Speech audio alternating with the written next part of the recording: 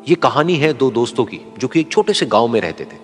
एक बार वो दोनों किसी काम से शहर गए और वापस अपने गांव लौट रहे थे।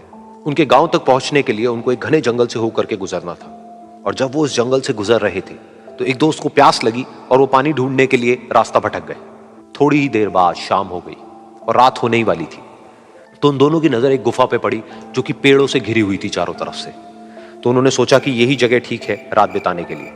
तो दोनों ने कुछ लकड़ियां इकट्ठी करी, उस गुफा के अंदर गए और आग जला करके वहां पे बैठ गए। रात का वक्त था, गुफा के अंदर आग जल रही थी, बाहर बिल्कुल अंधेरा था और कुछ जानवरों की आवाजें आ रही थी। तो उन दोनों में से जो एक दोस्त था वो अंदर ही अंदर डरने लगा, क्योंकि उसने भूत प्रेतों की बहुत कहानियां सुनी थी कि रात के वक्त जंगल में कुछ भयानक आत्माएं भटकती हैं और अगर उनको कोई ऐसा भटका हुआ आदमी मिल जाए तो उसको नहीं छोड़ती।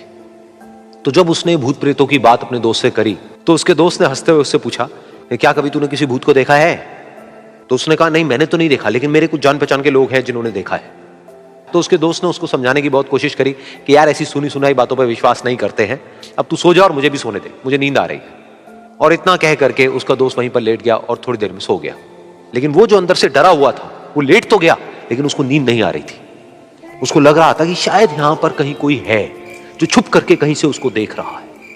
उस आग की वजह से कुछ परछाइयां बन रही थी वहां पर पत्थरों पर, तो उन परछाइयों को देख करके भी वो डर रहा था। फिर कुछ घंटे तक ऐसे ही चलता रहा। फिर उसके बाद में क्योंकि वो थका हुआ था तो उसको नींद आ गई। लेकिन नींद आने के कुछ देर बाद ही उसको एक सपना आया।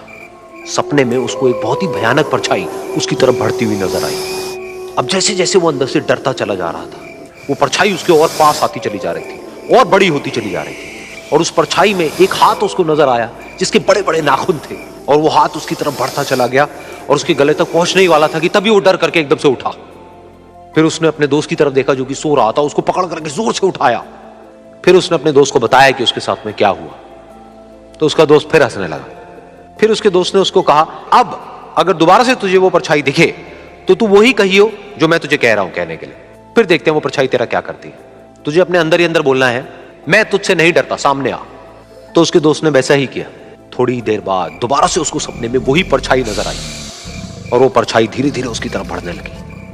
लेकिन इस बार वो उस परछाई से डरा नहीं, बल्कि अपनी पूरी हिम्मत जुटा करके उसने वही कहा, मैं तुझसे नहीं डरता, सामने आ। मैं तुझसे नहीं डरता, सामने आ। मैं तुझसे नहीं डरता, सामने आ।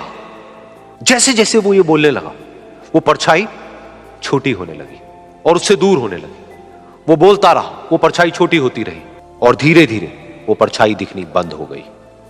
बिल्कुल ऐसा ही हमारी जिंदगी में भी होता है।